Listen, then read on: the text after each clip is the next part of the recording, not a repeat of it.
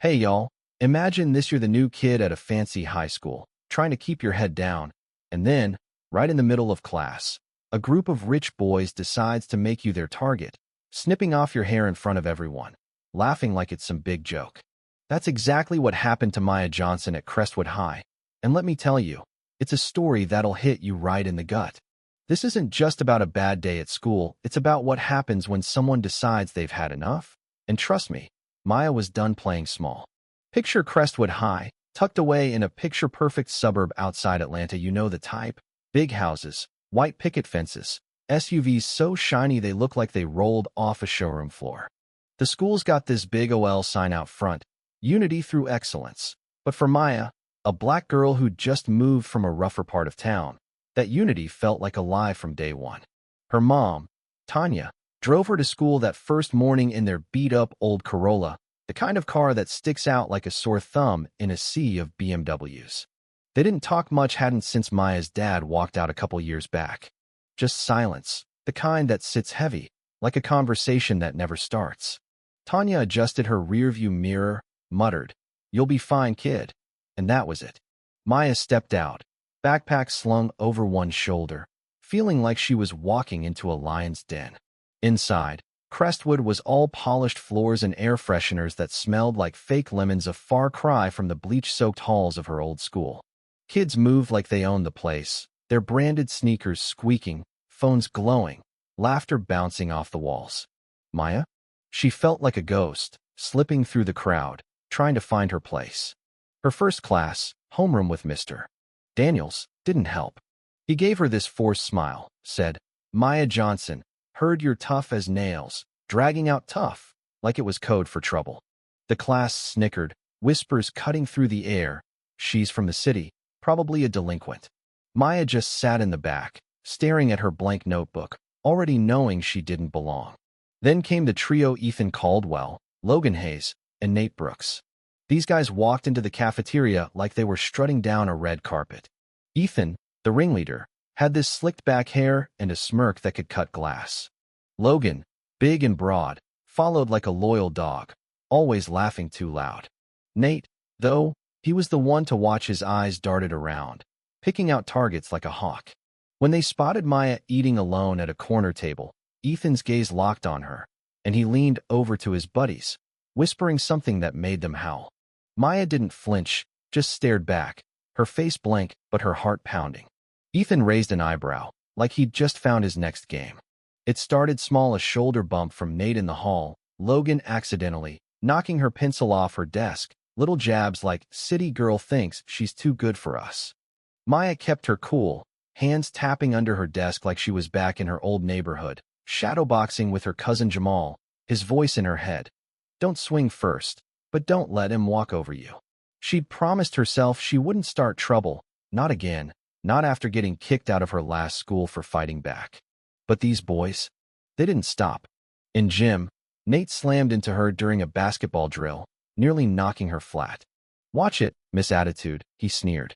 Maya stood up slow, looked him dead in the eye, and said, low and cold, "You're not funny, just loud." The whole court went quiet. Ethan, lounging on the bleachers, clapped slowly, like he was impressed.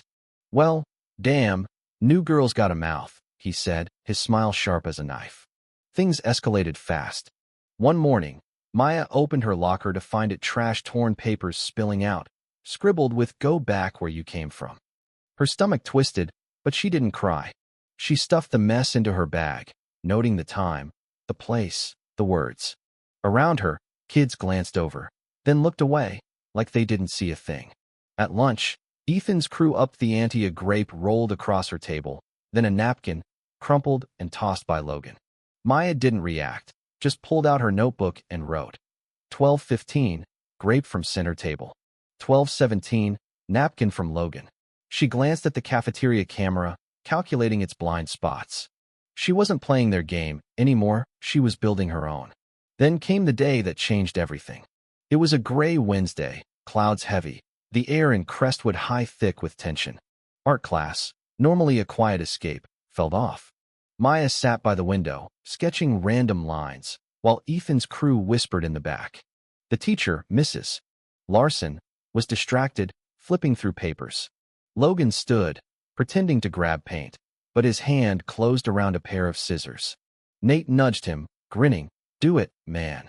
Before Maya could react, she felt a tug, then a sharp snip. Her hand shot to her head. Her braid, the one she'd spent hours weaving, lay in pieces on the floor. The class went silent, then exploded in laughter. Logan held up the cut hair like a trophy, crowing. "Bet you feel lighter now, Johnson." Ethan leaned back, smirking. "Careful, she might cry." Maya's heart pounded, her cousin's voice echoing. "If you must, make it clean." She stood, chair scraping loud enough to cut through the noise. Logan faltered, stammering. "Chill, it's just a joke." Maya's voice was ice. "A joke? You think this is a game?" She stepped forward, and before Logan could blink, her fist snapped out, catching his jaw. He hit the floor hard, paint cans clattering. Nate lunged, yelling, "You're done." But Maya sidestepped, grabbed his arm, and twisted until he screamed, dropping to his knees. Ethan stood, hands up like he was calming a wild animal. "All right, tough girl, you win." Maya's eyes burned into his. "You don't get to decide that." The room was chaos, kids screaming, phones recording, Mrs. Larson finally snapping to life, calling security. Maya picked up her braid, walked out, head high, steps steady. She didn't run, didn't look back. At the stairwell, security grabbed her, but she didn't resist, just held her braid tighter. Whispers followed. They cut her hair first. That's when Principal Clara Evans stepped in. She wasn't like the others, no fake smiles, just a steady gaze and a voice like steel. In her office, she didn't yell. "Sit, Maya," she said, closing the door. "They cut your hair. Tell me why you didn't walk away." Maya held up the braid, voice low. "I've walked away every time, the names, the shoves, the notes. But this was mine," and they laughed. Clara nodded, like she'd seen this movie before. "People will twist this, say you're the problem. But I've got the footage, and I'm not letting this slide." The fallout was brutal. Ethan's dad, a big-shot lawyer, stormed into a meeting with other parents, all money and power, demanding Maya's expulsion.